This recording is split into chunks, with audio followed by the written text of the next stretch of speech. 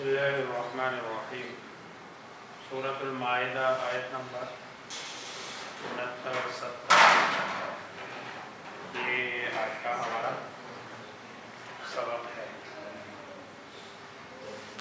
پہلی آیت میں ایمان والوں سے مراد مسلمان، والذین ہادوا یہودی، والسابعون سابی، یہ بھی اہل کتاب ہی کی ایک قسم ہے جن کو نصارہ یحییٰ بھی کہتے ہیں۔ عراق اور شام والی سائڈ پہ یہ کچھ لوگ تھے کہ جیسے یہود، نصارہ اور ایمان والے توحید کے قائل تھے، یہ لوگ بھی توحید کے قائل لوگ رہے ہیں۔ سابی، بعض لوگ کہتے ہیں حضرت ابراہیم علیہ السلام کی طرف جو اپنے نسبت کرتے ہیں ان کو بھی سابی کہتے ہیں۔ حضرت عمر رضی اللہ تعالیٰ عنہ کے زمانے میں جو جہاد کے احکامات ہیں وہ مشرک کے ساتھ اور ہے، مجوسی کے ساتھ اور ہے، اور جو اہل کتاب ہے ان کے ساتھ اور ہے۔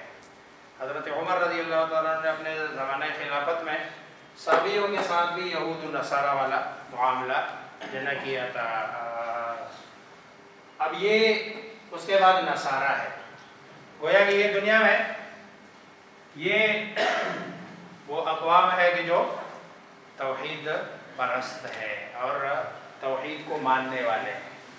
ان کے لیے آگے دو کنڈیشنیں ہیں، من آمن باللہ والیوم الآخر، جو ایمان لائے اللہ پر اور آخرت کے دن پر۔ گویا کہ یہ ان کا نام کے ساتھ ہمیں بتایا جا رہا ہے کہ بھئی یہ نام، ایمان، مومن، مسلمان ایک نام ہے، یہودی ایک نام ہے، سابی ایک نام ہے، اور نصارہ ایک نام ہے۔ سابی کا ایک ترجمہ جو حدیث میں پڑھا ہے کہیں، اس کے معنی ہوتے ہیں اپنے آباء و اجداد کے دین کو چھوڑ کر دوسرے دین میں جانا، نئے دین میں جانا، اس کو بھی سابی کہتے ہیں۔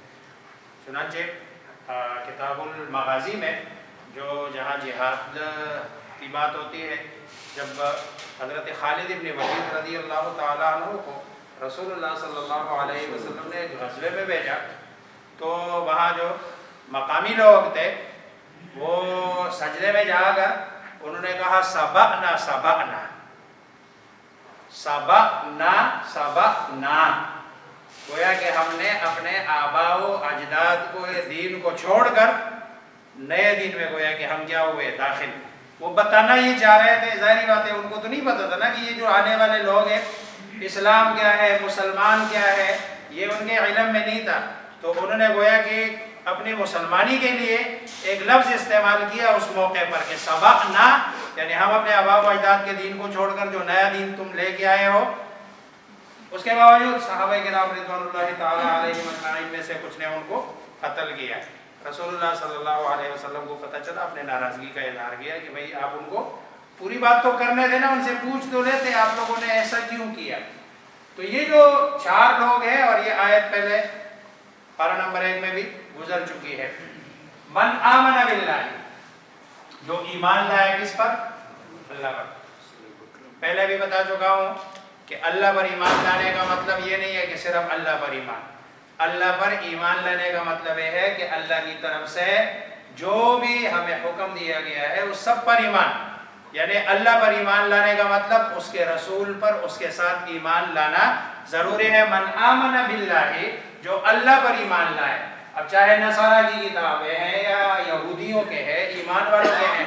مثلا قرآن لے لیں، قرآن میں یہی ہے آمن الرسول بما انزل الیہ من ربہ والمؤمنون کل آمن باللہ وملائکتہ وکتبہ ورسلہ لا نفرق بین احد، یہ اللہ کا حکم ہے۔ اور اللہ تبارک و تعالیٰ فرما رہے ہیں کہ بھئی ایمان والا یہی کہے گا کہ لا نفرق بین احد من رسلہ۔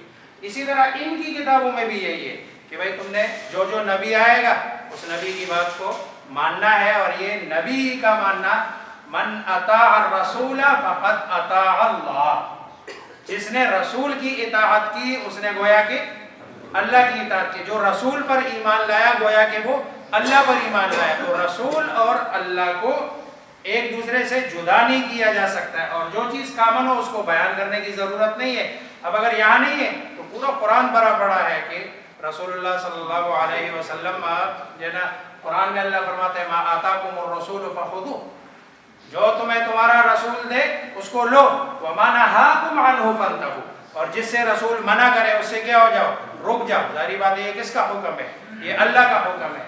تو من آمن باللہ, جو اللہ پر ایمان لائے, والیوم الآخر, اور آخرت کے دن پر, وعمل صالحا, اور عمل کرے نیک, فلا خوف علیہم, تو ان پر خوف نہیں ہوگا.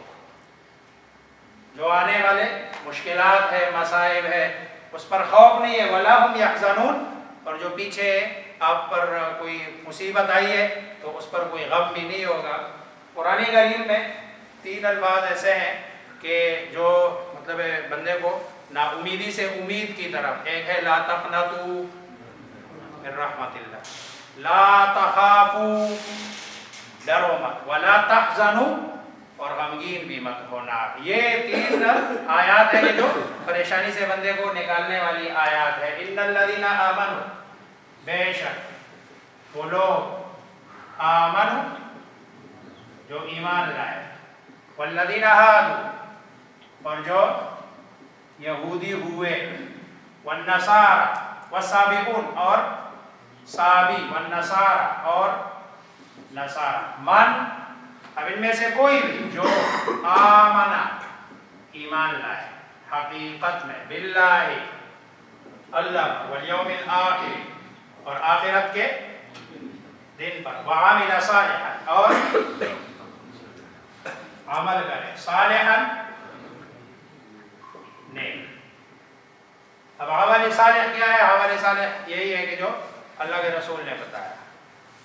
اگر اس سے زیادہ ہے تب بھی عمل صالح نہیں ہے, اس سے کم ہے تب بھی عمل صالح نہیں ہے. اب مغرب کی نماز ہے, 3 رکعت پڑھ لو, اب اگر کوئی بندہ کہتا ہے نہیں میں تو عمل صالح کرنا چاہتا ہوں, اس کو اچھے پڑھتا ہوں, تو یہ عمل صالح نہیں ہے. یہ رسول کی مخالفت میں عمل. وعمل صالحا فلا خوف علیہم, پس نہ خوف ہوگا ان پر, ولا ہم, اور نہ وہ, یحزنون, غمگین ہوں گے. لقد اخذنا میثاق بنی اسرائیل, تحقیق اخذنا ہم نے لیا, میثاق عہد بنی اسرائیل سے. بنی اسرائیل میں پہلے تفصیلاً بات کر چکا ہوں کہ بنی اسرائیل اور چیز ہے اور یہودی اور چیز ہے.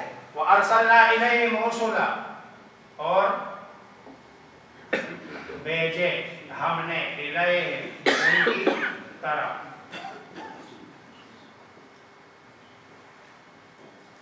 رسولاً, رسول نہیں, بہت سارے رسول.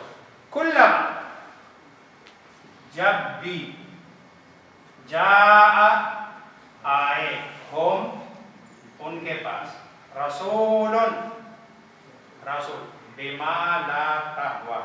اب دیکھو اگر جاء کا معنی آئے کرو تو بی کا معنی ساتھ اس کے, ساتھ اس کے جو لا تہویٰ نہیں چاہتے تھے, انفسہم ان کے دل. اور اگر جاء کا معنی کرو لائے, جب بھی لائے ان کے رسول, ما با ختم ہو گیا, با کا ترجمہ پیچھے ہو گیا, یہ جاء کے ساتھ. بی کا ترجمہ اب نہیں ہوگا, ما جو لا نہیں, تہوا چاہتے تھے, انفسہم ان کے دل.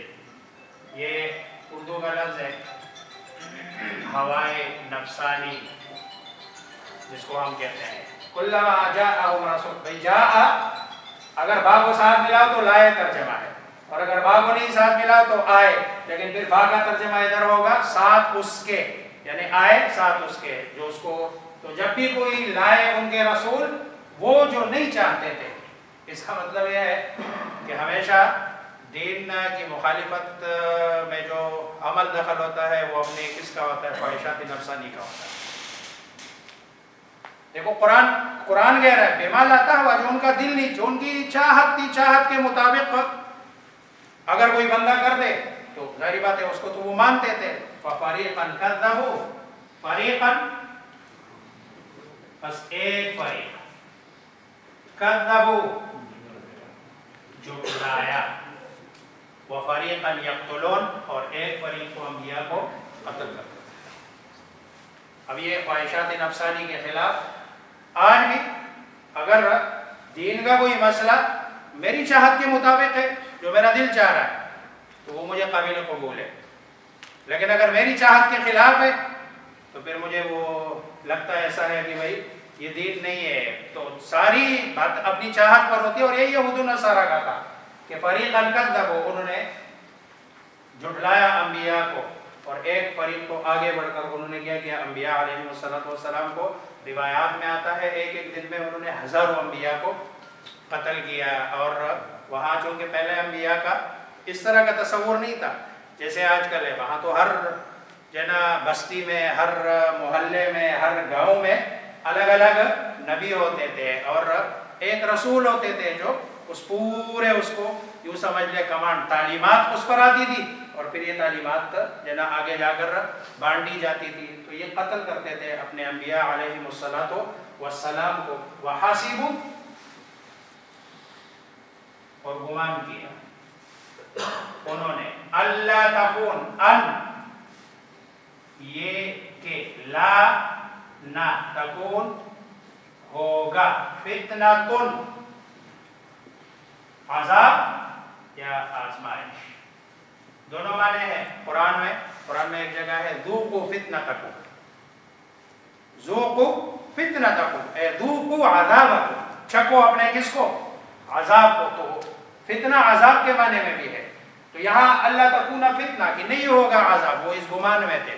اور فتنہ اگر آزمائش کے معنی بھی ہو تو تب بھی کوئی مسئلہ نہیں ہے. پھر اس کا معنی بھی ہے ان کا یہ گمان تھا کہ ہمیں ابتلاء، آزمائش اور امتحان سے نہیں گزارا جائے گا. اور ابتلاء، آزمائش ظاہری بات ہے مشکل ہی چیز ہوتی ہے. فَعَمُوا وَسَمُّوا، بس وہ اندھے ہوئے، وَسَمُّوا اور بہرے ہوئے. اندھے ہوئے حق کو دیکھنے سے، وَسَمُّوا اور بہرے ہوئے حق کی بات کو سنی انسنی کر دی. بس جیسے نہیں سنا، سن لیا لیکن نہ ایسے لگ رہا نہیں. ثم تاب اللہ علیہ، پھر تاب رجوع کیا اللہ نے، علیہ ان پر، یعنی پھر ایک اگلا نبی بھیجتے تھے.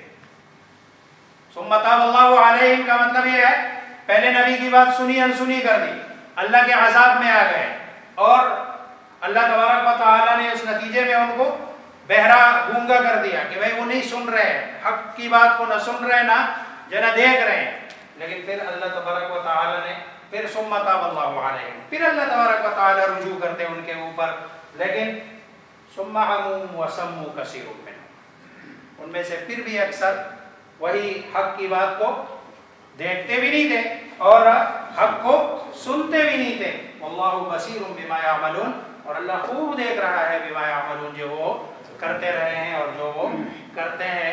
اور قرآن کریم کے پہلے میں صم بکم عمی وہم لا یرجعون، گویا کہ بندہ جب حق کی بات کو 1 2 3 4 مرتبہ ٹکرا دیتا ہے تو اللہ تبارک و تعالیٰ پھر اس کے دل پر کیا لگاتے ہیں، مہر لگا دیتے ہیں. پھر حق کے قبولیت کی جو صلاحیت اللہ نے ہر بندے کو دی ہوتی ہے، اللہ تبارک و تعالیٰ اس صلاحیت کو جس کو ہم توفیق کے نام سے جانتے ہیں، اللہ اس کو سلب کر دیتے ہیں. اللہ تبارک و تعالیٰ ہمیں اس سے محفوظ رکھے، اور اللہ تبارک و تعالیٰ نے جو ہمیں توفیق دی ہے اس پر ہمیں اللہ تبارک و تعالیٰ استقامت نصیب کرے.